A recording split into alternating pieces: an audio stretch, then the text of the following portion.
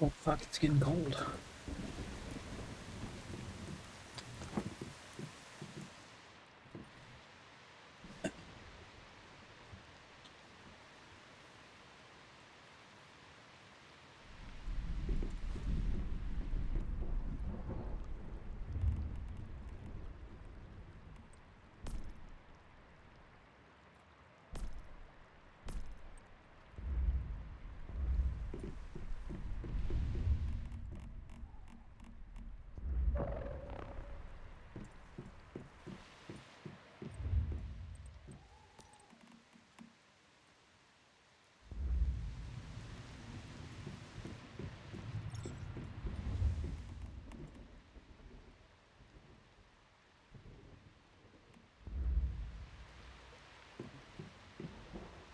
Good.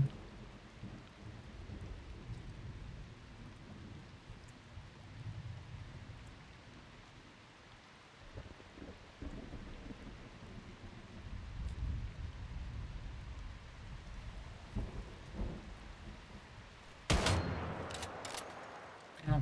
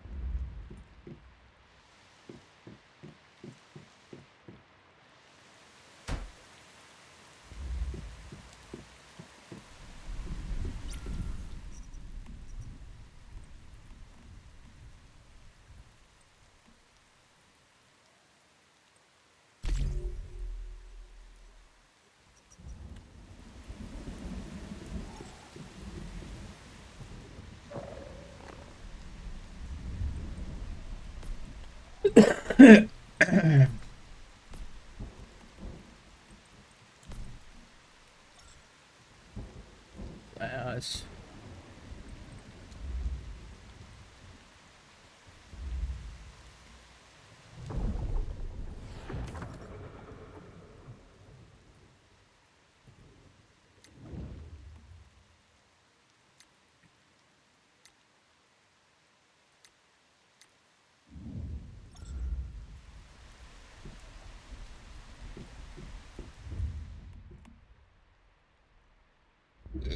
future gold. Go chop on wood.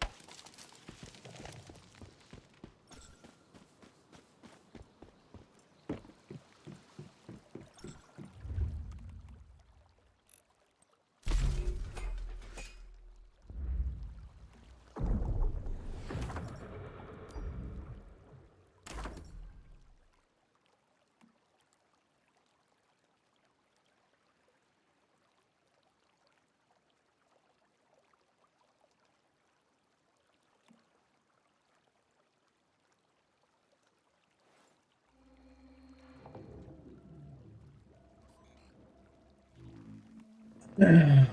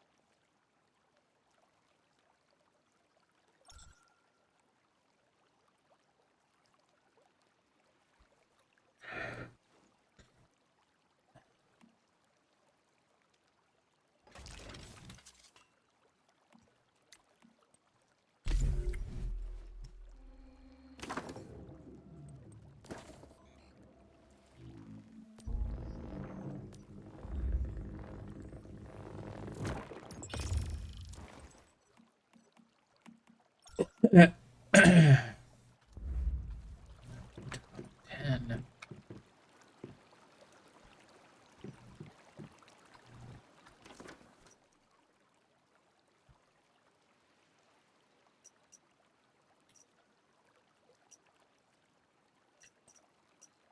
it's around here.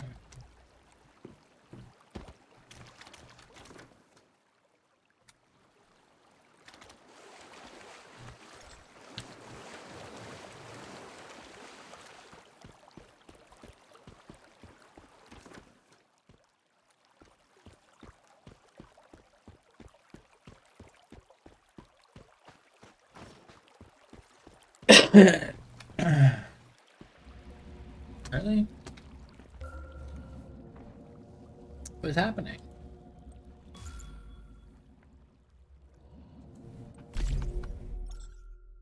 What the fuck happened?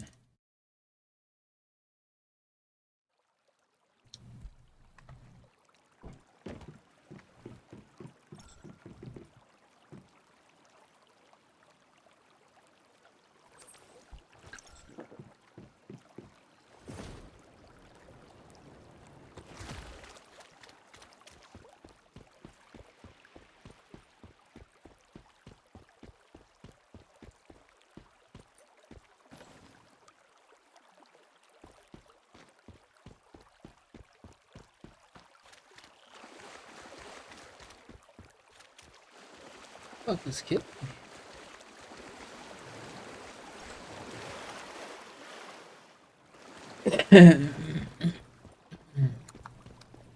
So fucking weird.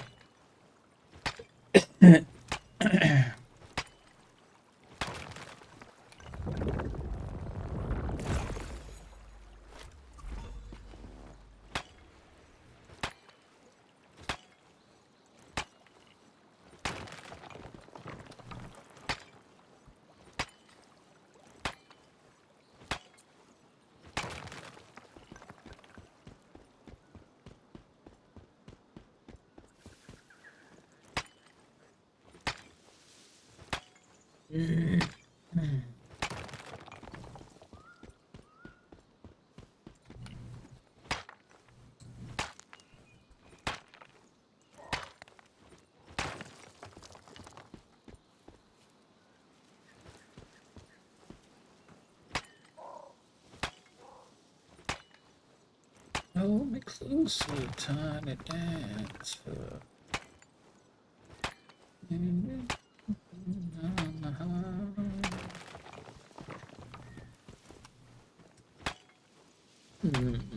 Yes, yes.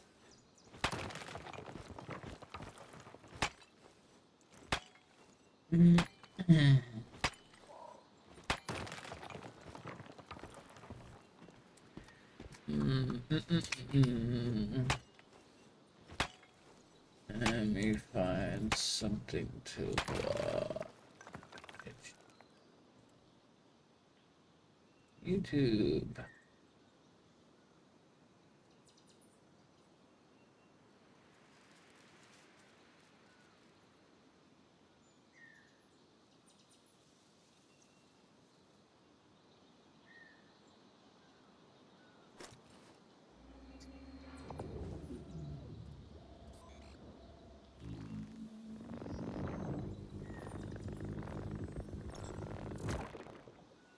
Mm. Mm.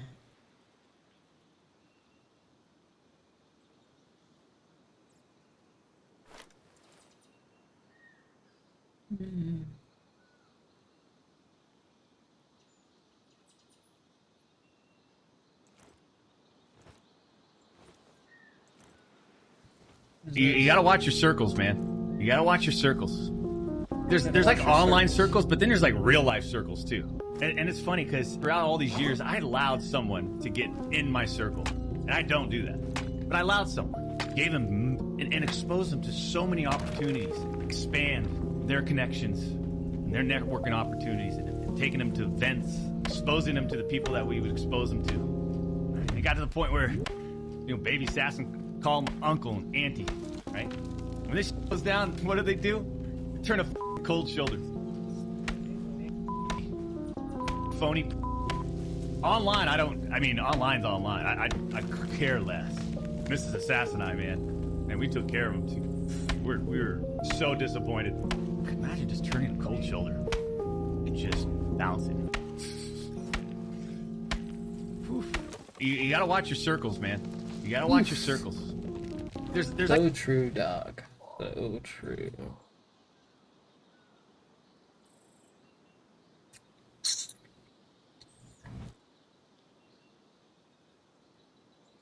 I watch this.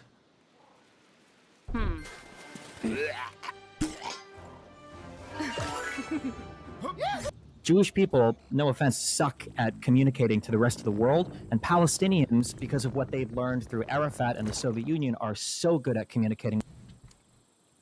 And that sound is so bad.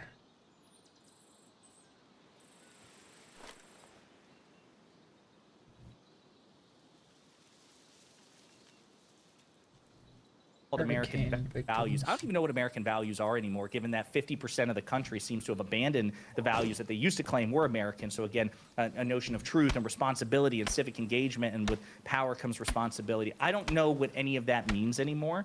And that's why I think so much is riding on this election, because if Donald Trump is rewarded for all of this stuff, what will it mean for the next election, even if he leaves office in 2028? I think that we have gone past the point of no return if Trump wins this election.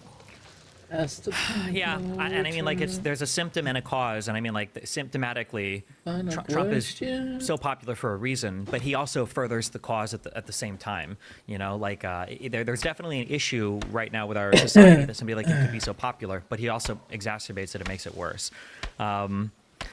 Yeah, those are good talking points, though. I approve of them. Whoever you've been listening to, yeah, very good on that. We definitely have to have a shared value set. We definitely have to be in a world where we're all kind of like playing by the same rules, because otherwise things necessarily collapse, and descend into absurdity. So give me a final and anything else quick that's going on, anything we should keep our eyes open to on the horizon. So I would just say a couple of things. So President Obama is on the campaign stump, and so is President Clinton for Kamala Harris in these next, 20-something, 25 days. So they're like, they're out making speeches, they're out making deliveries. Obama had a barn burner in his Pittsburgh speech, where, by the way, he also flexed, which Democrats don't do. He talked about how there's an amnesia surrounding Trump, and Trump tries to take credit for anything, but Obama passed off a pretty good economy to Trump. He says people tend to discount that, but it's true. So definitely want to keep an eye on how these stump speeches will impact the election, because Obama is still the most popular person in the Democratic Party, bar none. So I'm glad they're bringing out the big guns. I will say, with respect to the election, we are seeing an increasing number of right-leaning pollsters that tend to be more conservative in general, and it's being reflected in the poll results. So a lot of doomerism being spread. And listen, this is going to be a very close election unless it totally defies the odds. I wouldn't be surprised to see like a 270, 268, sort of split. And so we should brace ourselves accordingly. But I will also say the New York Times Siena poll for Arizona and Pennsylvania just dropped today, and Trump is leading in Arizona, but he's behind in Pennsylvania. Harris is leading. So just keep this in mind that this is within the margin of error. Nate Silver, 538, the Silver Bulletin, Cook Political Report, they still favor Harris, even now, over Trump, but we cannot get complacent, and that's why the Wisconsin canvassing events that you and Progressive Victory orchestrated, these things are extremely important. People need to keep the faith. They need to turn out and vote. But right now, even though the polls are tightening, Harris is still favored. So we still have a shot here. Yeah, I'm just constantly reminded every time I see these like memes posted on X or posted on Reddit where it's like American population, candidate A or candidate B, which one is like Hitler? 82% candidate A. American population poll, which candidate cares about being a good person? Candidate A, 92%. Candidate B, 8%. Which politician seems like they would murder a homeless person? And it's like candidate A, 12%. Candidate B, like 88%. And then it's like, who would you vote for? And it's like 49-51 split. And I'm like, what the fuck? Yeah, wait, what is happening? I don't know. All right, well, hey, listen, thanks for catching up. I look forward to you returning to the United States, and so we don't have to communicate via satellite international connection. I think Elon Musk is sabotaging our communication, but 100%. Thank you very much. He's terrified of it, man. He's terrified. He knows the superpower here. He knows what DGG is capable of. He's definitely going to mute Pisco, I think, in your next conversation. Yeah, you think so? Okay, well, thanks for joining us. Yeah. Appreciate it. Oh, man. It's bad. It's really bad, right? Yeah, it's bad. It's every like few days there's a new like what should be an election ending thing. Yeah, everything. The dogs thing by itself. The dogs thing by itself. The dogs thing? You don't even remember eating the cats, eating the dogs? I don't even remember because now in my head there's it's the Elon Musk rally thing, the donation thing, the thing removed from Twitter on Vance is still there because that a new article for the sorry. Okay, we need to okay. Also, don't ask me about the Elon Musk donation thing. I don't know anything about it. Hello, Pisco. Welcome to our weekly How you update doing, that has Steven? taken a couple weeks off. I've been out of town. We've been doing stuff, but yeah, catch us up. What's been going on? Yeah, it's good to be back. First of all, welcome back. And yeah, we have two stories this week in the legal news. The first is our good friend Jack Smith, the special counsel into the investigations into Donald Trump. He released a filing recently, which is addressing some of these issues from the Supreme Court's immunity decision. You recall that, Stephen? I do indeed recall that. Yeah, we don't really agree He with the do's and immunity deeds decision, calls that. Stephen and I. We think that it's atextual. We think it's not supported by the structure of the Constitution. And we basically think that out of whole cloth, the Supreme Court, in a decision by Chief Justice Roberts, manufactured or legislated from the bench to create this immunity doctrine that has no foundation in our history or the structure of the Constitution. That said, we're respecters of the law. And when the Supreme Court says what the law is, the lower courts and certainly federal prosecutors are bound to accept that law as precedent. And so Jack Smith, in order to comply with the Supreme Court's ruling, needed to make certain findings of fact and present them to the court to see if they're going to agree with the court. Now, what findings of fact they have to make relate to whether or not certain conduct that Donald Trump is being indicted for is quote-unquote official conduct or unofficial conduct. You can imagine the president's role is pretty broad in our system of government. At its maximal, you might even say the president has an official duty to speak in the bully pulpit to the general public. Obviously, the president has a lot of The bully responsibilities and negotiating with even states, right? I mean, right now we were talking about President Biden's response and Kamala Harris's response to the hurricanes and the natural disasters. The Just president to- has a lot of role. Real quick, Yeah. just to expand on that a little bit. So, for the immunity decision passed by the court, Roberts basically defined 3 different categories of actions that a president could theoretically take or could take, right? That an action will either be something that is basically like essential and exclusively in the purview of the president. It's a thing that only he can do. Congress, nobody else can even touch that action. And that when he's performing those actions, he should be beyond all form of criminal review. You can't even ask questions about it. You can't use it as evidence towards another crime. The second bucket, he said, he called them official acts, but they might not be things that only the president could do. So there's going to be some level of presumptive immunity, which is a new thing, I believe, that's been created by Roberts, meaning that if you want to prosecute a president for doing an act, so this might be something that he does, but Congress also can kind of like do this as well, or they might have like authorized it via statute or something like that, that you have to make an argument in front of the court before you even go to court. You have to make the argument that if we probe on this action, it's not going to do damage to the executive that would prevent them from carrying out their job. And then the third thing is unofficial acts. And now these three buckets have been kind of, I'm not going to do the both sides thing. I was going to say weaponized by people on both sides. It's not, because in the most extreme version on the left side, the worry is, well, what if the president in an official act starts assassinating political rivals? Now, people on the right assure us that, well, that can't happen because that's not an official act. Okay. I mean, Roberts didn't address that very issue that was brought up by Sotomayor in the dissent, and he had the opportunity to. They passed these drafts around, and he chose not to address that particular hypothetical, which was annoying. And so now we're on the second two things, which we're going to get into, the official acts and unofficial acts. But the scary thing is, like you said, well, what is an official act or versus an unofficial act? Going by the structure of how this ruling is, as much as I hate it, I can see a world where you do delineate, but the thing that's going to trigger me even more than that particular ruling is if the Supreme Court quibbles over these delineations. And I can already see ways in reading things that I'm going to get unimaginably triggered. But go ahead.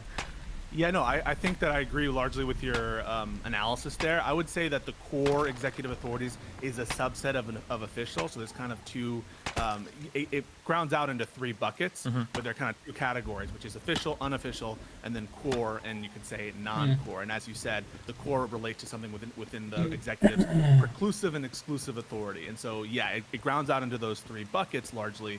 But things that are unofficial are not protected at all. And as you're saying, sometimes it can be hard to see what is official and what's not official, especially with respect to like actions that involve other government officials, but maybe not the purpose of what those government officials are around for. And so, yes, in this case, I could very much see some quibbling if this will get to the Supreme Court, and it almost certainly will get to the Supreme Court at some point. Yeah. However, what the Supreme Court asked Jack Smith to do is to have some kind of evidentiary-based, some fact-based findings in order to conclude initially whether or not something is in one of these buckets or another bucket. And you can imagine that makes sense, Stephen, because the whole point of the immunity doctrine is to have these kinds of incentives and to prevent these cases from coming to fruition before you go to trial, right? Like, we don't want to try the case to see if you can try the case. And so that's why the Supreme Court is pushing for there to be an evidentiary ruling early before the trial. Otherwise, the kind of immunity doctrine would be obviated if we're just having the trial anyway, and at the back end we have to find out whether something is official or unofficial. So when people are complaining, hey, how come Jack Smith is like releasing all this stuff? He is doing no more and no less than what the Supreme Court is asking him to do. And I disagree with people like Ellie Honig who say otherwise, and we can get into that at some other point in time. But yeah, any comments on that, on the timing, or on what's being asked of Jack Smith? It's no, I think I understand you. By Rosetta, yes, you don't and the unofficial actions; those are things that are outside of the outer perimeter of the president's kind of duties as the president of the United States. And so in this particular filing that Jack Smith is submitting to the district court in Washington, D.C., he is essentially making the following argument based on certain case law in the D.C. Circuit that when a president is also running for office, when he's wearing the hat of presidential candidate as a candidate for office, he is doing things that are unofficial. But when he's wearing the hat of the relating to his official duties, it's a little bit circular, then he is acting officially. But every time he is trying to promote his candidacy and like work with the campaign and work with private actors related to the campaign, then that is when he's acting unofficially. Now you can start to see some problems there in that analysis, and just in the sense of, and this is a problem I think of the Supreme Court, is presidents do things to get elected all the time within their official duties, right? The president might take an actual policy position in a matter because they know it's popular or not popular. You could think of the position on fracking, the administration's positions on fracking or tariffs. These are things that I'm sure part of what they're thinking about is well, is this going to help me in the campaign or not? However, there's a key distinction. I think that some people are missing this. The court, and in this filing, you can see that Jack Smith is very aware of this. The court told us, the Supreme Court that is, we're not supposed to look towards purpose. We're not supposed to look towards subjective intent when we're determining whether something is official or unofficial. That's why we're having all these crazy hypotheticals about SEAL Team 6, because you're not actually supposed to look towards the literal motivations, the subjective motivations of the president at the time they take these actions. You have to look at the objective use of their powers. You have to look at the context and sort of remove it from the sort of purpose of the particular actor acting at the time, the president. I just want to give you some space, Stephen, in case you want to. So one thing I will say is Roberts was entirely wrong. He's either wrong or the country is destroyed when he said that this ruling needs to be divorced from President Trump's case, and we need to kind of rule in a way that kind of stands the test of time, that's not just individualized to him, because we need to, because the ruling should apply to everybody. This is a ruling for Donald Trump. We cannot, the country does not survive if we're constantly electing presidents that we all want to charge with crimes. It's just, it's unbelievable. The thing that worries me, and this is what worries me, okay, is because I feel, and I think Jack Smith, who's clearly an obvious DGG listener, okay, thank you, Jack. I feel like Trump, there's a kill shot, or I won't use that word, I'm sorry, because now it triggers some conservatives. There is a guillotine lopping the head off of, okay, Trump's main defense here, in my opinion, when it comes to this immunity ruling, because, and there are so many moving parts and so many people that get credit, but people like Richard Donahue, people like Steve Engel, people like Jeffrey Rosen, people like Eric Hirschman, all of these guys were official White House people that when Trump came to them, they said, no, we're not helping you with this. This is insane. Which means that all of Trump's actions that he was taking towards his conspiracy to flip the election was done with private legal counsel that was not involved with the White House. And Jack Smith hits on this a few times, and I'm hoping this has to be like a very big kill shot to, is that an official act or is it an unofficial act? Well, you know, because you and I think reasonable minds can disagree on, well, there are some things that, you know, could be either one.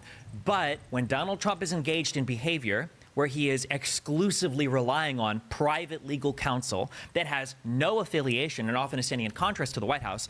And this is the main thing, the worry that I have that will cause my brain to explode, is if you get people on the Supreme Court trying to argue that, well, actually, I think that these were official acts taken by Donald Trump in the capacity as president when he was collaborating with and co-conspiring with and taking advice from individual attorneys that he hired in a private legal sense.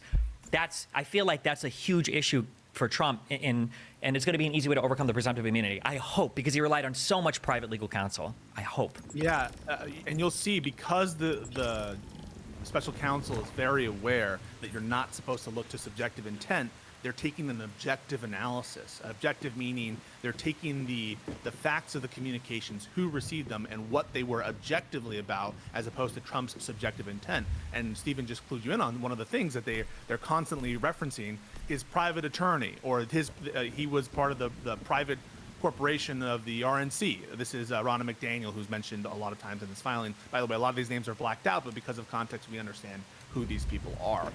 So yes, those kind of objective measures about who people are, their roles, we would hope that would be some of the context that the Supreme Court is kind of pushing us towards to looking at, and that is something that Jack Smith is relying on heavily. There are government officials here in this filing.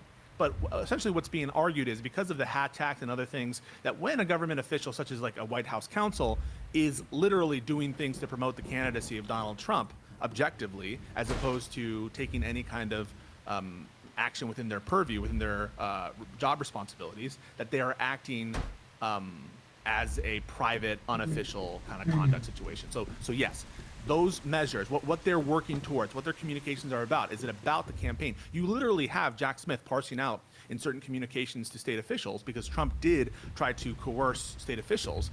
There are certain communications with those state officials about COVID.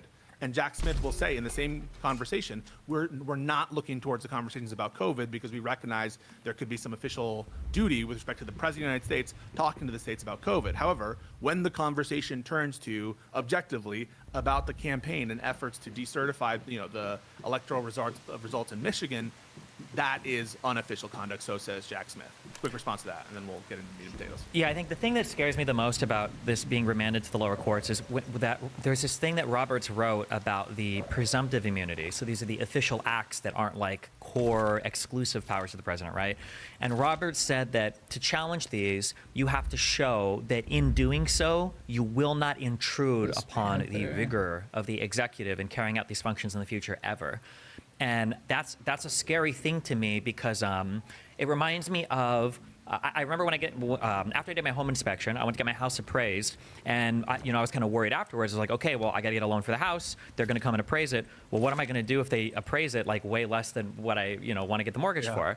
And the appraiser person and then my real estate agent, they told me, you're willing to pay $155,000 for this house, right? And I'm like, yeah, that's what you've agreed to pay. Yeah. Well, obviously that's what it's worth, right? You're literally going to go pay for this. Everybody else in the neighborhood is about the same. So of course they're going to appraise it at about that value because literally we were willing to pay for it. Assuming there's something hugely wrong with it. I'm like, oh, I guess that kind of makes sense. Like in a literal actual sense. One thing that scares me about that presumptive immunity thing is this has never been ever, to be clear, and I want to reiterate this a billion times, okay? But because, by the way, this was the same complaint about, and I think it was somewhat of a valid complaint about Roe and I think Casey when they laid out all of these new categories of like abortion, guidelines, whatever. They're like, this looks like legislation. Why are you creating this stuff? Like you said, out of whole cloth. This presumptive immunity, the core immunity, absolute immunity, the unofficial acts. None of this exists anywhere in the history or the text of anything. There's nothing historical. There's nothing. This is the most living, breathing, constitutional, fabrication of legislation from the bench you've ever seen in your entire life. Okay.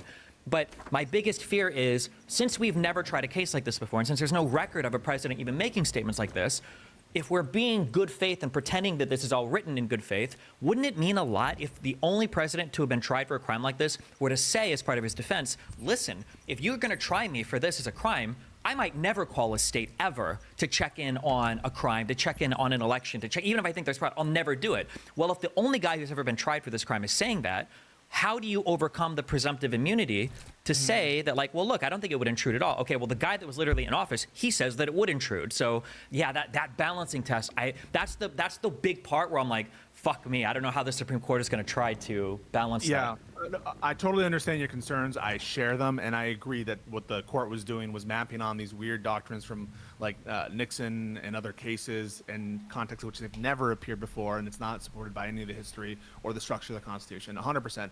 To be clear, Jack Smith is arguing every single action that is alleged in the new indictment. There was a superseding indictment after the immunity decision to excise all of the core conduct identified as core executive, and that conduct related to the Department of Justice, Trump's usage of the Department of Justice. Insane. Yeah. Insane that it is a core power of the president to tell your DOJ head, to tell your attorney general, you need to lie. You need to be clear that the evidence we can't use anymore is Donald Trump going to the Department of Justice saying, hey, can you lie to the states and say that we found voter fraud? And then it was William Barr saying, sorry, I'm not going to do that. Okay, bye, Barr. Rosen and Donahue come in. Hey, can you guys send out a letter lying to the state saying we found evidence of voter fraud? And then them going, well, no, I don't think so. And then Trump going, oh, okay, well, this environmental lawyer, Clark, I'm going to make him the head and I'm going to make him do it, okay? Because he'll send out that letter and fucking lie for me, okay? And then they said, okay, well, you know, your whole DOJ is going to quit on you. Good luck. And Trump's like, okay, whatever. That's an official core power of the president. And hold on, this is so important to understand, okay? Because when people say, well, the SEAL Team 6 thing doesn't make sense, and I've heard you argue, we've argued this together, I've heard a conservative respond and say, it's not a core power to assassinate political opponents. It's like, what do you mean? It is a core power to run the military and potentially to do assassinations, right? Yeah, but not to assassinate political opponents, right? And you see what they're doing there is they're intuitively fighting the Supreme Court decision, saying, well, maybe we do need to look at the intention of an action. Maybe it does require some sort of review or analysis to figure out if it's good or bad. But the immunity ruling says no, and this also pisses me off, okay? And this is why for Justice Barrett, I'm glad that she wrote this in her concurrence. I wish she would have dissented. I know she's got it in her. She's going to be the biggest warrior in the Supreme Court. I can feel it coming up, okay? And she pointed out, why did Roberts, of the 4 big actions that were talked about in the indictment, why did Roberts take the time, waste the ink and parchment to write By the way, that DOJ stuff, that's probably core, so we're not even going to look at that. He didn't even remand that to the lower courts for review, which is absurd, because who's to say that Jack Smith wouldn't have presented it in a different way had he known that we were going to be fabricating new buckets of presidential immunity? Sorry, but yeah. Anyway, that would be the thing that's beyond judicial review now, and Jack Smith can't even approach it, yeah. I appreciate that. And I appreciate the fact that the Chief Justice of the United States, while he is willing to address a hypothetical by Amy Coney Barrett, that is to say the bribery allegations, which is apropos because there seems to be tons of bribery allegations these days of both Democrats and Republicans. So Chief Justice Roberts does take the time to address that hypothetical. For some reason, he's silent about the parade of horribles because he has to accept that is the case, that there are some objective things the president is allowed to use, deadly force, for the purpose of national security or whatever you want to say, that a wily president could trivially come up with some pretextual memorandum stating that a political rival is a threat to the United States, and you can't look at the purpose, you can't look to the sham. And so, yeah, all of that is gone from the superseded indictment of Jack Smith, but Jack Smith says everything else is unofficial except the court also held that conversations with Mike Pence about the certification of the vote is official, but they said that it's presumptive immunity, that it's subject to presumptive immunity, which the special counsel is going to have to give evidence or come to some argument about why it would not pose any threat to the prerogatives of the executive if they were to allow charging based on the communications to Mike Pence about the certification of the vote. So everything else, though, Jack Smith is saying is unofficial, largely because they relate to the campaign. And they're relying heavily on this precedent from the D.C. Circuit where a candidate for office, and this kind of makes sense, right?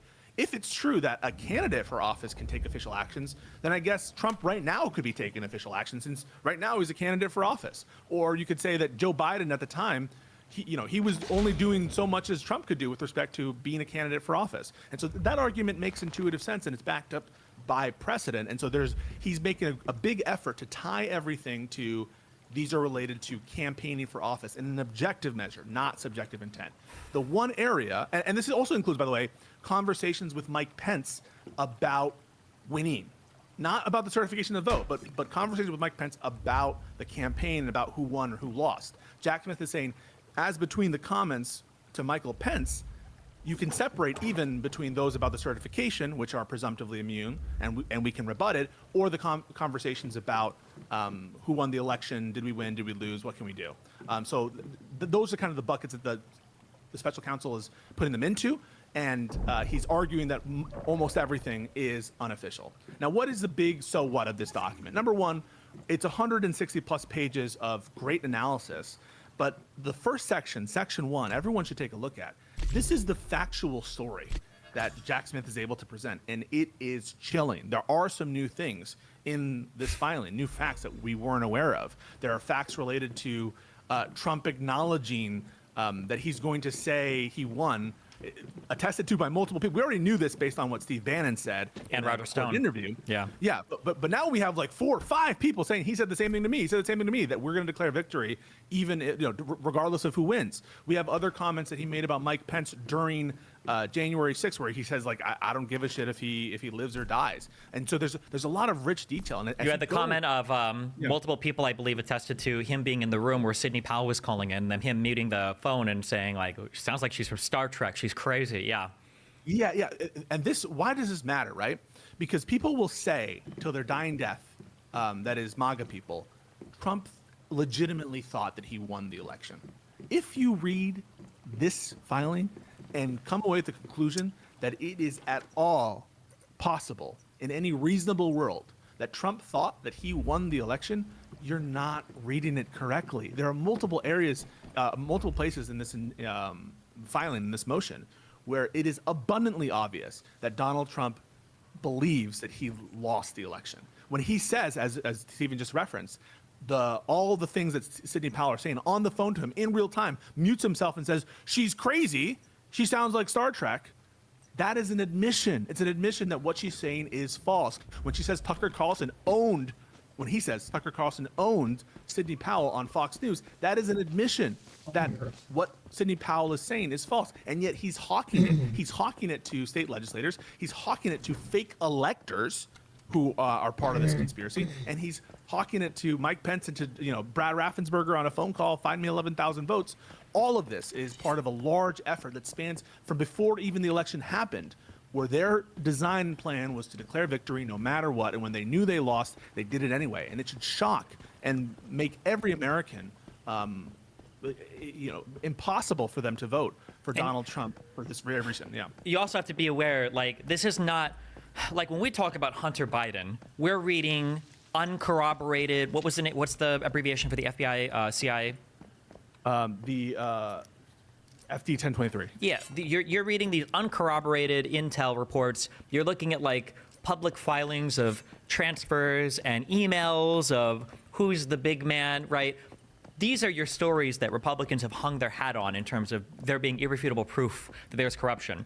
When it comes to this plot for overturning the election, there are Republicans hundreds of hours of depositions, of on-camera testimony, the whole J6 committee. That's an 830-page report that is meticulously sourced. It is whatever you read in the Jack Smith indictment, just know that the hardest thing about putting together the case against Trump is how much do you cut? Because there is so much more beyond what's even presented. It is beyond a reasonable doubt. There are no reasonable minds that could disagree on whether or not there was an intentional plan the entire time that Donald Trump used. I have not sat through the kind of related. I went through an editor yesterday. I finally found somebody, or 2 days ago, to put together my big J6 video that I'm working on right over.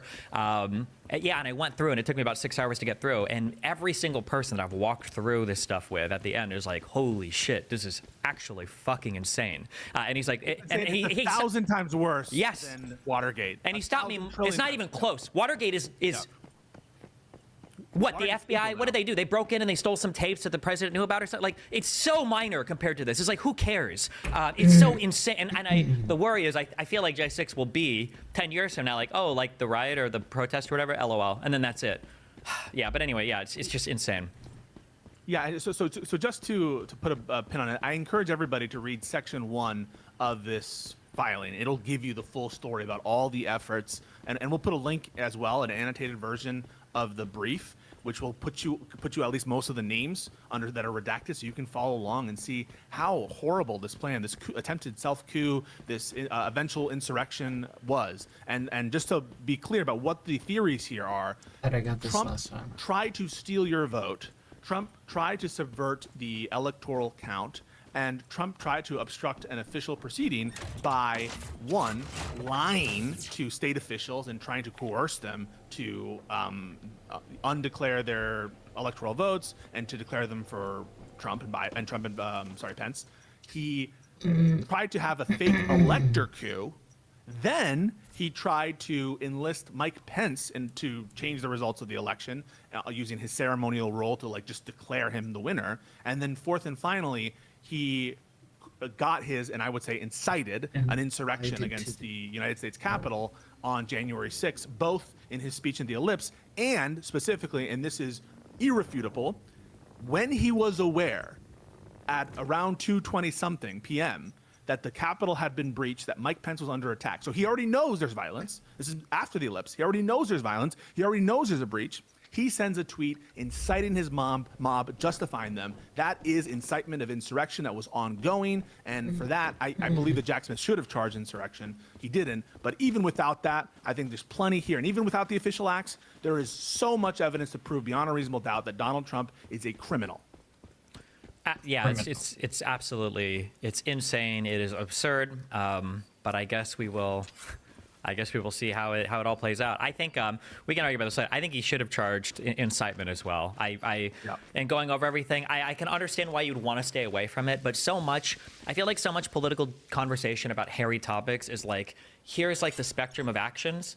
What's on my camera? It's like this, and then you have like, this is like, it's a fuzzy area here, but we're like way over here. And it's like, okay, whatever the fuzzy area is, we are way, way, way beyond that. And it's, yeah.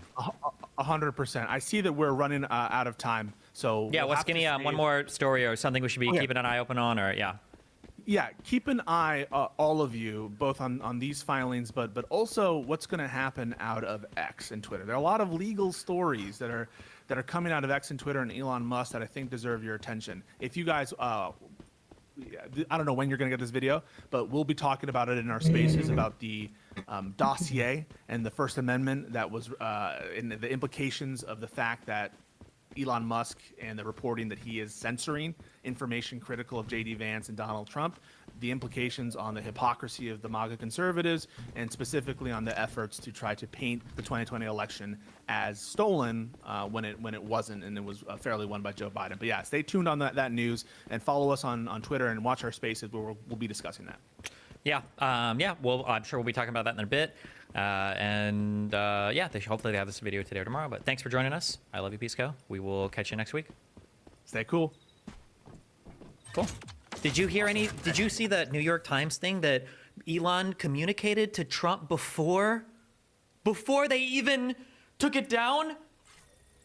I don't know if people are stealing my talking points or not. I don't care if they are. I want credit for them. Okay. But if they are, whatever, it's fine. As long as I saw that 4chan green post or the green text going around, and I'm like, finally, where they're like, how is it the guy that wants to put microchips in your brain, okay, Literally. who has satellites, is helping Trump? Like, what the? It's crazy. It's fucking insane. insane. We're gonna let's do it. You're still good at like probably 2 or 2:30 or what? Yeah, I'm gonna do my thing with Loaderbox, and then I'll run upstairs and start streaming. So, Okay, cool. Later. love you, bye. How you doing? Catch us up. What's been going on in the past couple weeks in world affairs? And by world affairs, I mean either Israel or Ukraine. I mean, I need to catch up on quite a lot. So, I mean, it was breaking news, I guess, just a few days after our last talk, but Hassan Nasrallah, the leader of Hezbollah, is dead. He was killed in an airstrike on a handful of apartment blocks in Beirut, in the Dahia suburb.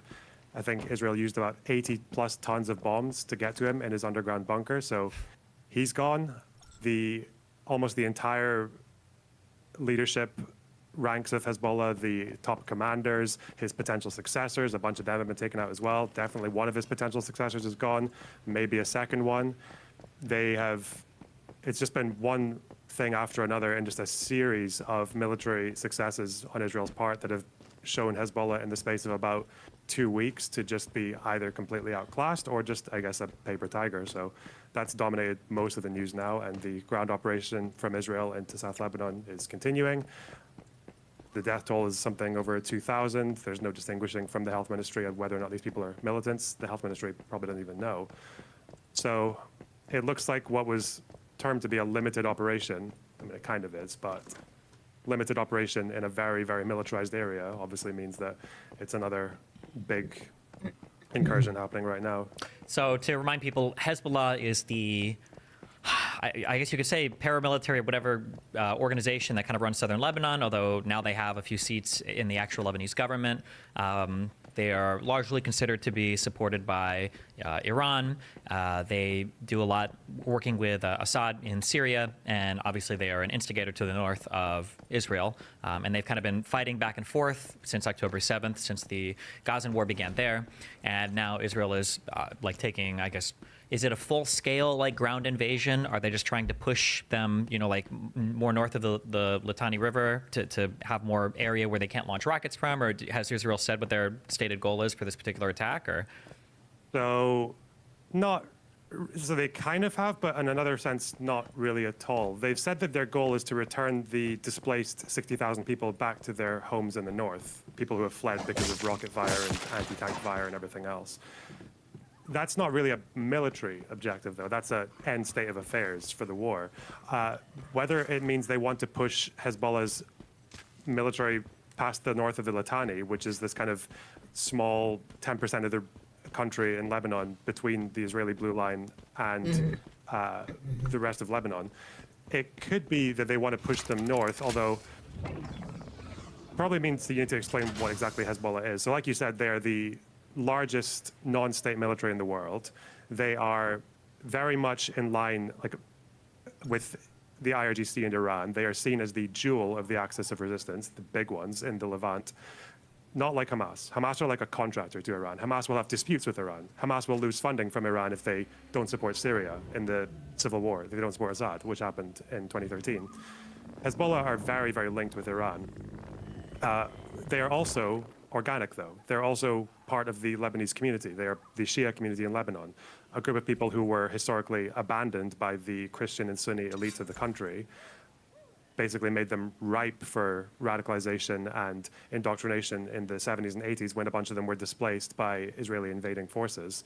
So they are integral to Lebanese society with or without Iran's support. They depend a lot on Iran's support, but the idea of pushing them back is a kind of flawed concept because the Shia community in South Lebanon is always going to favor Hezbollah, politically or otherwise. So it's not so much about pushing them north, it's about disarming. That's really the concept that they're talking about. The reason people don't like to phrase it in that way is because pushing back sounds like you win a few battles and they retreat. Well, disarming means you're going to go house to house, find every weapon stockpile you can, destroy it, capture it, engage in urban warfare, blow up the building and the tunnel afterwards. It basically means that although it's only 10% of the country, that house is like 500,000 people. And a lot of those houses are built by Hezbollah for Hezbollah to attack Israel.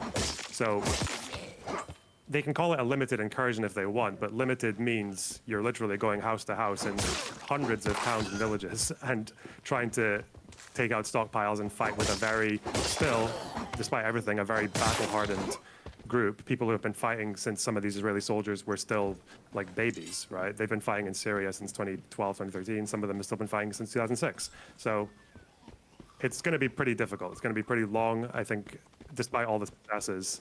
Limited, they're not going to go for the entire country, but limited does mean there's going to be a lot of damage, a lot of maybe even irreparable damage. So Does Lebanon, does the actual Lebanese government have a military? Or is it just the... They do. There's a Lebanese armed forces, I think it's called. There's a running joke that the Lebanese army is maybe the 5th most powerful militant group in Lebanon. In Lebanon? Is there any world where where Hezbollah... Also, is it Hezbollah or Hezbollah? Hezbollah. Hezbollah. Is there any world where There's a few different ways you can pronounce it. Sure. Is there any world where Hezbollah is so weakened that the Lebanese military can actually be the military of Lebanon, or is that a pipe dream? So that seems to be one of the goals. The only way I think that happens is if Hezbollah, because of their total failure militarily, they might lose enough support that the Lebanese army can feel like they're in a position to take over the area. That's going to lead to a lot of backlash if they're ever seen to be doing that in collusion with Israel. So that's a big problem. They don't want to suffer the same fate as the South Lebanese army, the Christians, did in the 70s and 80s. So it is possible, but we are a long way from here to there. So as far as militant groups go in Lebanon, Hezbollah is really the only big one left. There are still some factions of Hamas kicking around in the Palestinian refugee camps, although they're quite meaningless. It is mostly just Hezbollah and the Lebanese army, but the Lebanese army is famously corrupt, quite useless. They politically have very low incentive to come off as antagonistic to Hezbollah because of how popular they are, amongst the Shias at least, and how much backlash they would get to be colluding with Israel. So it's, yeah, that might be one of the goals, although that's not really been articulated by Israel. That's probably still a long way away. Not impossible, but far away.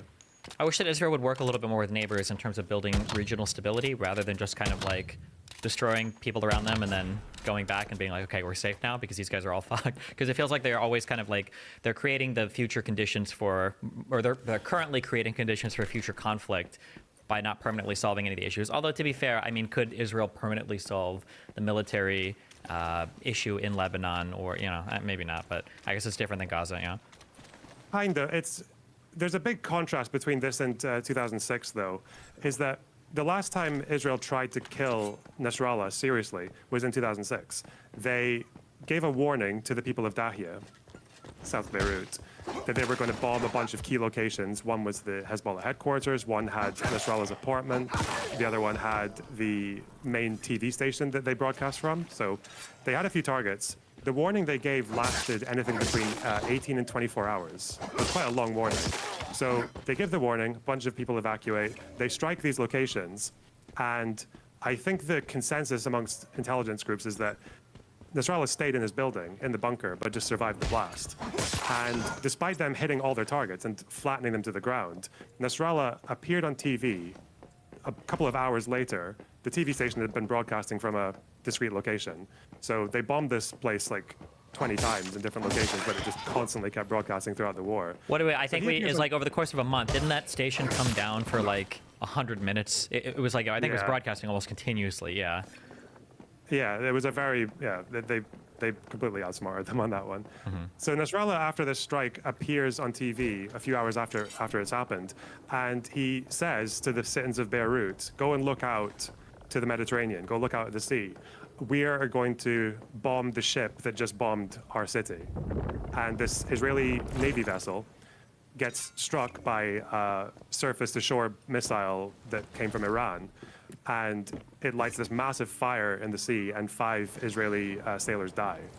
So he did that, and to the Arab people, especially in Lebanon, that sent a really strong message. That was like, wow, this guy said he was going to do something militarily just after surviving an attack, and actually did it. He actually like got a one-up on Israel, and that's not a very common thing. Mostly, it's always rhetorical from Middle Eastern leaders. So that massively boosted his popularity, and then all the Israeli failures later on in the war only helped with that, to the point that people who historically opposed Hezbollah became massively in favor of them. Sunnis would start housing Shia refugees in their houses. Christians, even some very wealthy Christians, were starting to warm up to Hezbollah. My own family did. So it's like but that radicalization happens in 2 ways. One, because you're being attacked, but also because you're being attacked and you're actually fighting back effectively. I don't know if Hezbollah are going to achieve the exact same Victory results, now. given that they have been so militarily humiliated. And Nasrallah is, you would think for a religious group, people like Nasrallah might be easy to replace because there's not much ideological diversity in religious fundamentalism. But that's not entirely true, because Nasrallah is a very charismatic person, He had a very good way of engaging with the average Lebanese person because he came from an urban Beirut environment. He was quite poor. He had a commoner's accent. He told jokes. He was very funny, like charismatic. And he had been there for a while. He survived for a long time. So he was able to build up support even from outside of traditional Shia communities. If you look at his replacements, they're like, it's not even worth naming them half the time. It didn't even really get that high in the news when the number 2s and the number 3s were dying, because no one knew who they were. No one cared who they were. I definitely noticed in going over the history of Israel that the individual people are incredibly important, that the outcomes of history are not inevitable insofar as the leadership is concerned. Like, it really matters who's at what place at what time. And then it's funny you bring up Nasrallah blowing up the ship in the ocean. It reminds me of I don't believe it wasn't the Semu incident, but I think it was later on. It was sometime in the mid or late 60s. It's when Arafat was part of a resistance camp or whatever, and I think Israel came in to invade or came in to blow something up, and I think the Jordanian military came back and they managed to fend them off. But the king of Jordan was willing to give Arafat all the credit, and all of the Palestinians and surrounding Arabs that saw Arafat, the perception is, wow, he actually beat back the Israeli military, this ragtag group of Fedayeen fighters, and that was like Arafat's crowning moment where he started to become the representatives of the Palestinian people, and he started to gain a lot of notoriety, well, not notoriety, a lot of fame, I guess, in that world as well. So a lot of parallels there, I guess, between him and Nasrallah. Yeah, it does show you how even minor military successes, because they're against an army that is so historically dominant, can get you so far in that area. But it also shows you how it doesn't always last. So if there's a poll from the Arab Barometer not long ago, polling in Gaza and the West Bank, and whilst Hamas have retained a lot of their popularity in the West Bank throughout this war, I think the last poll had Hamas at like 6%. It was really, really low. It seems that disillusionment has finally happened in the region, because now that the broad military sort of battalion style conflict is kind of done. Now it's sort of Hamas re-emerging in these areas as the IDF starts to leave and move around, and Hamas are starting to re-emerge as these kind of almost like mob rule rather than a legitimate government. So their legitimacy has been really, really hammered by this, even though it was only a year ago when they pulled off October 7th, which was the biggest Palestinian military achievement ever, really. So yeah, it doesn't seem to last very long. But I think looking forward now, the big question is really coming over what happens between Israel and Iran, because Iran is supposed to be the big ally of Hezbollah. They're supposed to be the sort of like the leader of the axis of resistance. And in April, they launched a bunch of missiles at Israel, and warned the Americans ahead of time that they were going to do it. So everything was intercepted, basically, minimal damage. They did another strike after the death of Nasrallah just recently that was about twice as big. There was some damage. The only person who died was a Palestinian in Jericho who got killed by the casing of a missile. But it does show you that Iran are kind of starting to play with fire a little bit because they can't do nothing anymore. They have to do something, but they also don't want to do enough to provoke a legitimizing a strike that might actually really, really hurt them. Yeah. So that's a really big question right now. And there's so much. I guess we could talk about the internal politics in Iran that's kind of shaping this. Yeah, we can. I thought real quick. I wish that man, dude, I just recently had a couple. Do you know Einat Wilf is? Israeli lady. She's written about refugees, right? I think she does quite a bit, but she I just did 2 conversations recently. One was with a writer for Haaretz called Gideon Levy. Yeah, I do. Yeah. Okay, that was a laugh. Okay. Yeah. Well, I just spoke with both of them back to back. It was actually an hour apart on. But I had a conversation with Jake Newfield, not Joshua. Jake Newfield. I had a conversation with both of them, and I run into the same issues where when I'm talking to the pro-Zionist, the crazy Zionist person, I come off as like the most like bleeding heart pro-Palestinian shill ever because they're like, yeah, the Israelis just have wanted peace the whole time. They've never wanted anything. The Palestinians hated them just because they were Jews. There was no other reason. It was just anti-Semitism through and through, and it's just been this horrible, evil crusade against Jews the entire time. And then on that was Einat. And then on Gideon's side, it was the Palestinians have absolutely no agency whatsoever. They're basically rape victims the entire time. The Jews just came here and through their racism have just murdered indiscriminately Arabs, and they've wanted to. And it's just like both sides are so insane. Looking at the Iranian attacks on Israel, I feel like it's a really big deal that you have people like Saudi Arabia and Jordan that are assisting with the interception of the missiles. There is, at least among leadership, there is like a common united purpose. And in the population of Israel itself, you do have 2 million, Arabs or Palestinian Arabs who are living basically peacefully inside that country. Not to say that it's totally devoid of crime or anything else, but there was no third intifada. There's no like mass uprising. There's no mass crime. And the West Bank is more or less like pretty chill as well, although you have had since October 7th, your moments for sure. I wish that Israel could just capitalize on that more and show like some kind of willingness to take a leadership role and saying like, hey, look, like we are all kind of like getting along together. I feel like, the MBS, I feel like the Jordanian monarchy, it feels like the Arab leaders have taken more steps in asserting that, in affirming that. And it feels like Netanyahu and the Israeli government just hasn't taken as big of a step in saying like, look at our partners, look at our allies, like look at, I don't know, maybe I've missed it, but I wish that they could shore up, those differences more, because that Palestinian issue inside of Israel is just, it's a vector through which so much instability is caused, and I feel like it doesn't need to be that way, but yeah. Yeah, I really think they do that at their own peril in a way, because there's always an example that comes up in peace process debates. When people talk about the Arab Peace Initiative, 2002, there's like an example of an Arab offer from every Arab League nation and the Palestinians saying that we're going to offer you this 2-state solution outline, and if you just come to the table, like that would be a really good gesture, and this will be the thing that Israel turns down famously because Sharon just says it's a waste of time. He says he doesn't trust it. And I think even we had what was it Yossi Balin, I think we were chatting with, and he told, it was either he said it to you or he said it to me, where he said Sharon told him, I think in 2004, he was like, I would never ever trust an agreement from any Arab ever. I don't trust them. Which was like, okay. They do that. They completely do that at their peril, though, because later on it did actually turn out that the Arab Peace Initiative, this is not a very well-known story, but actually before Olmert did his 2008 deal with Abbas, he did actually give a little bit of a signal towards that Arab Peace Initiative. They tried to set up meetings, but the problem was that the only, I think, conference or meeting that they had, I think maybe 2 or 3 people turned up, but they were all from states that had already made peace with Israel, and they couldn't even come with an Arab League mandate. They just came as individuals. So it kind of showed that this was really just maybe a bit of a troll, or just like something like an empty gesture, more like.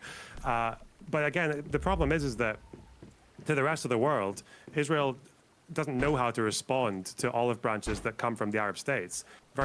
just recently there was that viral clip from a Jordanian foreign minister, I think it was foreign minister, who interrupted one of the other speeches at a conference to say that we are offering guarantees to Israel in exchange for a Palestinian state. We're offering to guarantee security, and Israel's only solution to any of these problems is just go there, destroy people, destroy the military, go there, destroy someone, just go there, destroy someone, just kill, kill, kill. And he gave this really powerful speech about that. And the Israelis could easily say the famous Menachem Begin quote. They could just say, I like guarantees, but I also need a guarantee that guarantees the guarantees.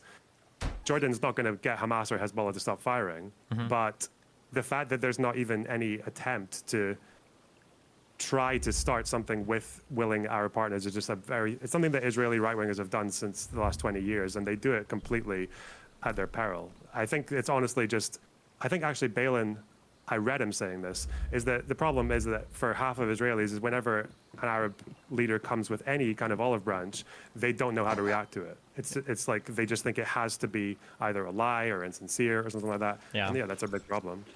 There's mandatory elections coming up soonish for Israel, right? I think so. It's hard to tell because they've had so many elections in the space of 4 years. Okay, maybe not. All I right. don't know when the mandatory one is, yeah. Internal politics for Iran. Is that where you wanted to go next? Yeah. So the big question now, because Iran conducted this second strike on Israel, that it did actually cause a little bit of damage compared to the first one, Israel has vowed they're going to retaliate. I believe Yoav Gallant said that he would promise a lethal, precise, and especially surprising response. The Americans have been very vocal in saying, don't attack the nuclear sites. That attack hasn't happened yet. I think the Israelis are currently in Yom Kippur, or they're in some festival, I think, at some point. So it might not come anytime like immediately, but it is expected. The last counterattack they did in Iran was very small. It was just like a tit for tat. This time, I think people are expecting something more. But there's this whole question that people might be asking is like, this might be Israel's big opportunity to get the Iranian nuclear site. People are asking why they don't do that. There's a few reasons I actually uncovered looking into it, is that everyone seems to agree that Iran is enriching their nuclear capabilities, their uranium enrichment is happening at a higher scale than you would ever expect for legitimate civilian use. So we know that's happening. Apparently, though, according to CIA Director Bill Burns, if they ever decide that they want to start to enrich enough material for weapons-grade use, that would be picked up by Intel quite quickly, even if it only takes them about a week to do so, and it would still take them months to weaponize properly. Yeah, so I would have to I'd have to go look this up again because my knowledge is pretty outdated, and maybe I misread something before, or just saying low conviction take. But my understanding is that like you can't like enrich uranium in like your basement. You have to have these like really large centrifuges, like the infrastructure and the energy required and everything produced would like everybody in the world would see you doing it. You can't do this covertly. Yeah, that's just for the enrichment. That's not even for the actual weaponization, which would take months to do. So everyone kind of understands that if they start moving towards proper weaponization, it would get picked up. And the consensus is that Israel and America would just immediately see that as casus belli, and they would just bomb it. All right, so that's the idea. So there's no point doing anything before that excuse is given. The problem is that it still doesn't really explain why they're doing that, because some people in Iran will say that they're doing it as their own personal deterrent against strikes against them. But Iran has already, in the last year, they've attacked countries that have nuclear weapons, right? They've attacked Israel and Pakistan. So deterrent's not really a reason. The more difficult internal issue with Iran, which is actually a little bit scary, is the further radicalizing of the IRGC. So the IRGC is like, they control about half of the Iranian economy, about 200,000 members. Just as a quick thing, so the IRGC is the Iranian Revolutionary Guard Corps, which is like I believe the foreign branch of the Iranian military. And I believe that the Iranian Guard Corps has allocated to it like official revenue streams that the government, I don't believe, can even touch. Like there are parts of like the revenue of that economy government that are guaranteed to go to funding the IRGC that the government doesn't even like have a hand in. So they're very independent, very much. That was that's the branch that Soleimani was the head of, that the United States assassinated a few years ago. Yeah, go on. Yeah, and then more specifically, they have the IRGC Quds Force, which is the one that's devoted to all the attacks against Israel, and that's where people like Soleimani are involved in.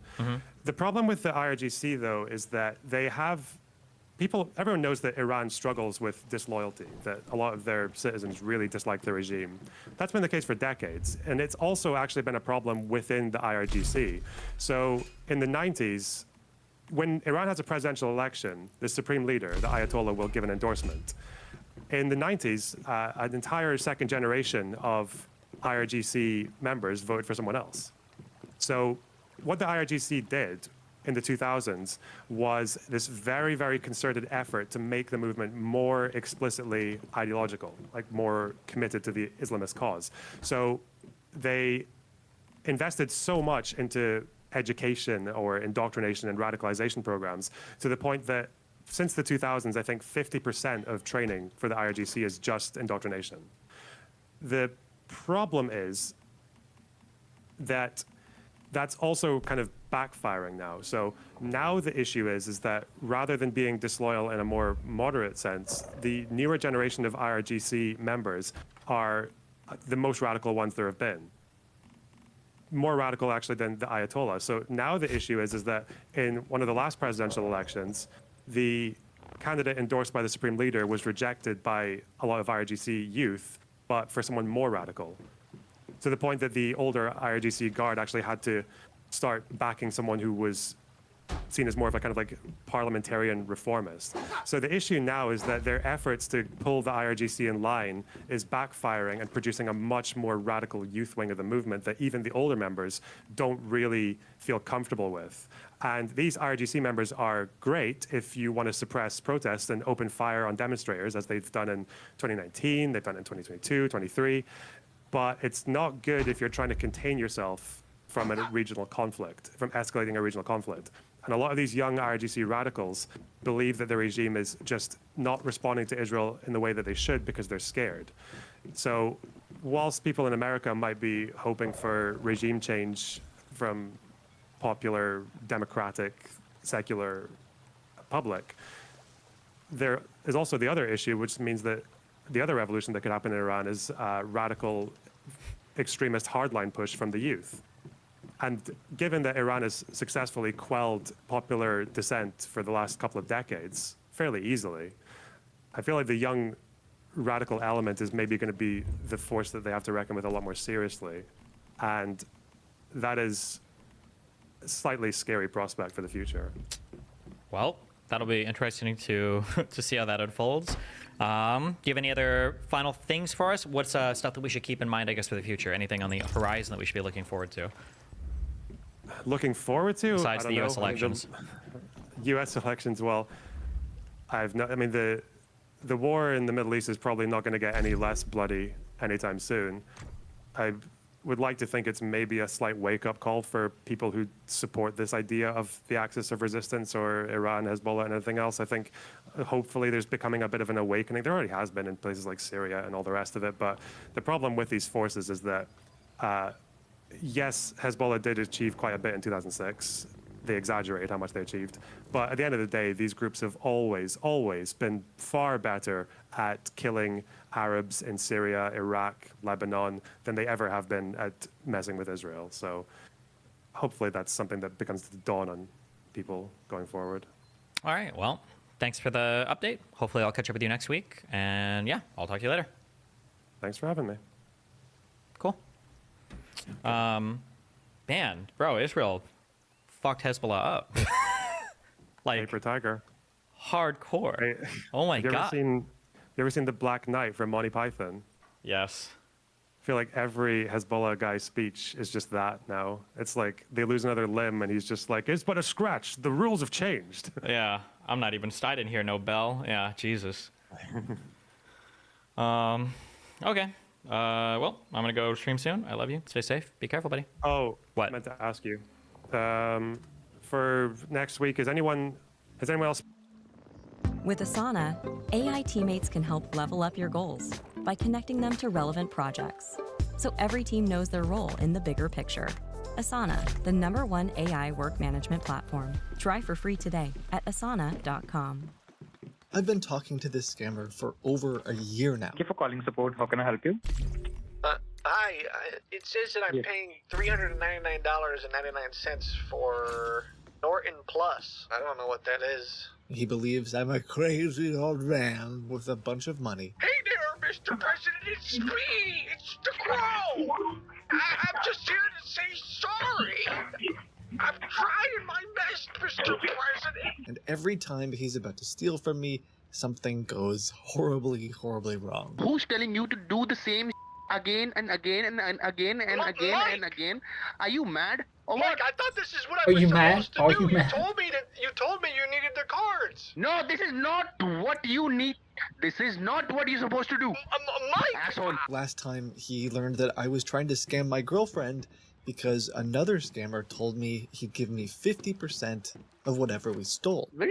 Did you read the text that he said? Wait, I will cut you in. 20%. I'm so close. And I said...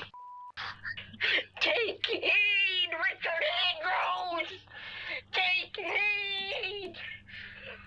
I'm coming for you, Richard! He got extremely angry with me, and I didn't hear from him for months. This final episode starts with my character on house arrest, Joe, the scammer, laughing at me, and it ends with Joe potentially being arrested and us laughing at him.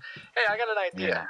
Yeah. You know that guy who was pretending to be Joe Biden? What if we set him up and we get him caught for real this time? Huh? This took place over a year ago when Kraken and I partnered to fight back against scams. Their team built a custom environment for me so we could trick Joe and other scammers like him into giving up vital information, like in this case his passport. And then we can trick him into thinking he lost about $500,000. So prepare yourself for some anger, because we censored something like 70 F words. No, because you made the fucking mistake, dumb asshole. What do you mean? Again, you made the mistake. He's not happy. How's life going? Why are you calling me? Just to check you are alive or not. It's a problem, I'll tell you that much. I lost my company. So what is happening is you lost your company? She owns it now, yeah. She got all my money. She took me to court. I was in jail for a little bit, but I got off on good behavior. How much she took from you? It was everything, Joey. Everything. The company, the YouTube, the Crow YouTube we had, everything. Good thing I had, a little bit of an emergency fund and buried in my backyard before she took the house. How much money you left? I think I got about 17. I am just trying to sort everything out, and I got a business for you too. You want to work on something together? Yeah, we'll work on something together. Like what? I have something for you. I'm going to open a travel company, you can say. Like big company. And you will be the one who's going to handle it. Okay, I've done a little traveling in my day. I've traveled before. So how much you are investing? I just want from you 2,000 to 3,000. That's it. And rest, leave it on me. That is just a token amount from you that you are entrusted, and you will be the CEO. To be the CEO, this will be the fee. You got a business plan? I'd love to take a look at it. Today you need to pay 3,000. That's it. Rest, you make everything. Business ideas, business plan, how you're going to make it, what kind of percentage you want, what kind of stock, is there any stock you want, any percentage you want. Everything, you need to make it. What if we replace airplanes with horses? We can do that. You make a business plan, what we are going to do, how we are going to do, what we required, what all things we need, all these things you need to do. Maybe we could teach horses to fly airplanes. No. You don't do the business thing. You don't need to do the idea thing. I will handle that, okay? Because that gives a lot of jobs to people who raise and take care of horses. They used to call it horsepower, Joe. And now that's just a joke. I want to bring that back. So imagine this. All right. You get like 100 horses, and if they're all running as fast as they can on like a treadmill kind of thing, you could convert that energy. It's gotta be, if you had 100 horses running on a treadmill, that's gotta be at least what, 10,000 horsepower? I mean, you hook that up to an airplane, that's a lot of power, Joe. I'll try to look into that as well. No more gas. So you'd be saving the planet. Next week, I am calling you. We're going to meet. And Okay. then we'll discuss everything. Yeah, sure, we can do that. So today, just go and get $2,000 gift card, okay? Well, And I mean, this if it's time, gonna be don't next waste week, I'm meeting you. I'll get it done before next week. Not now. No. Now. Go and get it. And this time, don't waste it. When you have it in your hand, call me, send it to me on WhatsApp. So you need it Just today, scratch right? it from the back. Yes, go and get it. I'll figure something out, because do you know how to, Joe, have you ever been on house arrest? No. Why? 'Cause You I are got house this, arrest? Well, I got this ankle monitor, They track where I'm going. I wonder if I could Are you just, house arrest? maybe I could, I've been thinking about just putting it in my fish tank. Like if I dip my ankle in a fish tank, maybe I'll figure it out. Don't worry, I'll make it happen. Joe wanted gift cards again, but I'm on house arrest, so I have to improvise. Hello? Hey Joe, it's Richard Andrews, CEO of Horse Airlines. You wanted the pictures, right? Yeah, just scratch the card from the back and send it to me. Let me know if either of these will work for you. Okay, perfect. Can I talk to your grandson right now? Did you get the pictures? Because I think they'll... Hang on, let me see. What is this? I mean, he's 5 years old. Like, he did the bet. Like, we were trying to... Because I can't go to the store, because I got the grandkid and I'm on house arrest. But do you think your advisors will this show them that I'm serious? Are you mad right now? What the you have done? Excuse me? What the You send me the painting? No, you those mad? are actually, I think it's like a cereal. If you send it to your advisor, I think it's pretty good. Richard, Because I I'm can't go talking right about now. real cards. Like, he's pretty good at color coordinating, right? For 5 years old. I'm talking about real cards. Okay. I know. We need It's real just, cards. we don't have a business plan yet. You said you were going to send me a business plan, but you said your advisors want to know I'm serious, so I thought, well, since I can't leave my house today, and we don't have a business plan Damn it. yet, This is The not body's invisible. a joke. we worked This is really not a hard joke. on it, We Joe. need the real I card. spent like 2 hours on this. What do you want me to tell my grandson? You are such an idiot. You are such an idiot. That is my apologies that I choose you for that. Thank you, but no thank you. Bye bye. Joe, I can Take care. get cards, just not today. I'm stuck at the house right now. Also, who are you calling By an hook idiot? or I by thought you crook. wanted me to run your business. Like this, you're going to run the business? Like this? Yeah, If you have anything shows, like that, this you shows my would have told me creativity. earlier. Tomorrow, buy anyhow, $3,000 card. I need it. Okay? Okay. And do it fast. All right. All right. Bye bye. Yeah, I'll see what. Okay. Joe's back after months demanding money, but Richard Andrews has other plans. Did you get the cards? I've been working all morning on the business plan. In an hour, I gotta go to my parole officer. Hopefully, they'll take my ankle bracelet off, and then I can go get the gift cards. Perfect. When you have the gift card at the store, send me the picture from there. I should have been. When you have the I should have gift been card- prepping for all the questions they're gonna ask me about if I've been a good citizen or not. But instead, I've been working on this business plan. Here, I'm sending you over a quick picture right now. I don't know if I ever told you this, but graphic design is my passion. So here's what I got so far. It's just a one-page. How much gift card are you going to get today? Just a one-page business plan so far, but if you like it, we can improve on it. So I was thinking we call it Horsefly, brought to you by Richard, creator of Crow Pro. We could also say brought to you by, Joe Biden. Each airplane will be outfitted with 120 able-bodied horses during the holidays, maybe Christmas time, we could put a red nose on the front.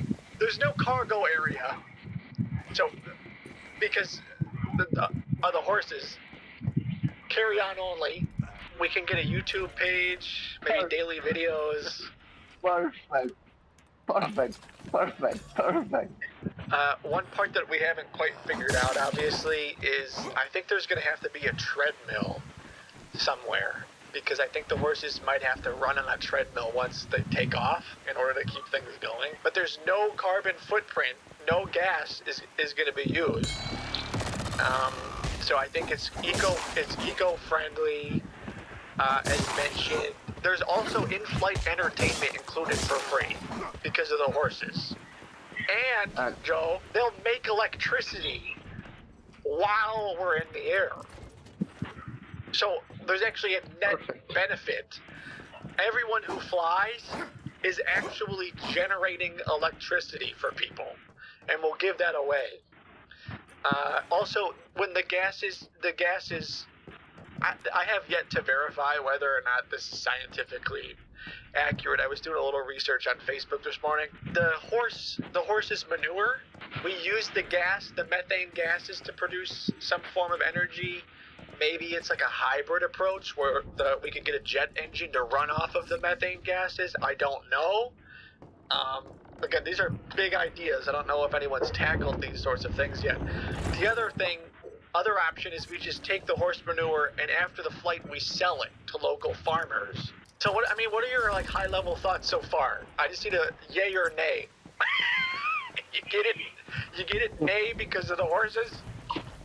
Yeah, got it. I like the plan. What's your favorite part about it? The horse fly, the name. I like the name. Oh, the name. And soon to be endorsed by the President Joe Biden. I like this. Well, yeah, I mean, you're gonna endorse it, right?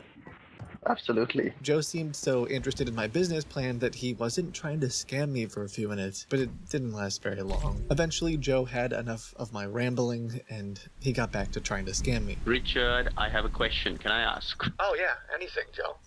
I mean, I'm the CEO of your company. Yeah. You're gonna have to call me all the time. Right? We're gonna have to check in on the daily. How many gift cards you're going to get today? Yeah, are you okay with kind of putting that on the back burner? Get Google card, 500 each, 6 cards, okay? How much time you Joe. need to get the gift cards? First of all, tell me man. this. First of all, do you want me to hang up? You're not listening me. Hey, You're you not call me listening back. to me. He did call back, like a day later, demanding gift cards. Ankle wrist? What was that? Oh, the thing that Ankle tracks me so the police know if I leave my house? Mm-hmm. Let me tell you a story about that. So, No, I The don't other want to know night, the story. Tell I me, was it getting is hungry. removed or not? and I didn't want to eat anything I had in the house, and I kept thinking to myself, God, I want a Klondike bar. You know those commercials? What would you do for a Klondike bar? I had the thing stuck in my head, and I thought, I gotta saw this bracelet off. And so So the bracelet is still there? I sawed the bracelet in half, and they knew about it, Yes, that's it right? for me Because you're not today. supposed to do that. So, good news and bad news. I had my...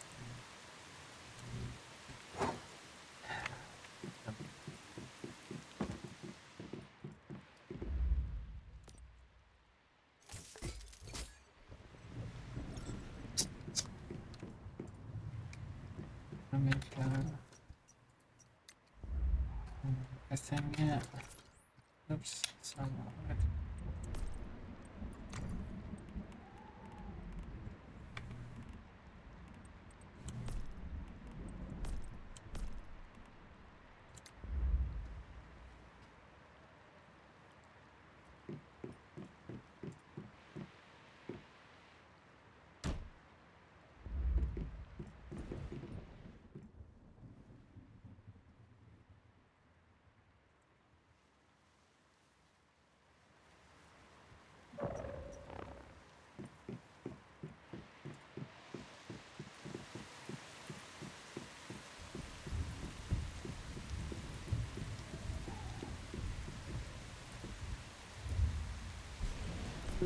Is third mount. Oh. Recoil bar.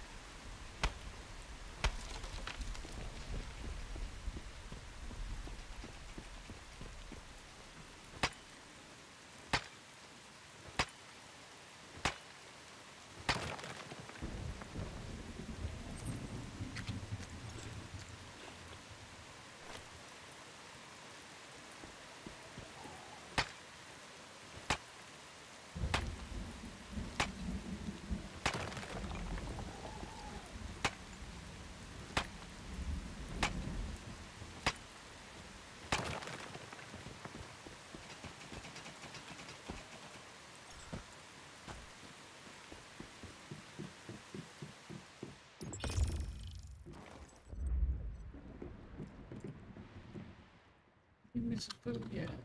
Fucking.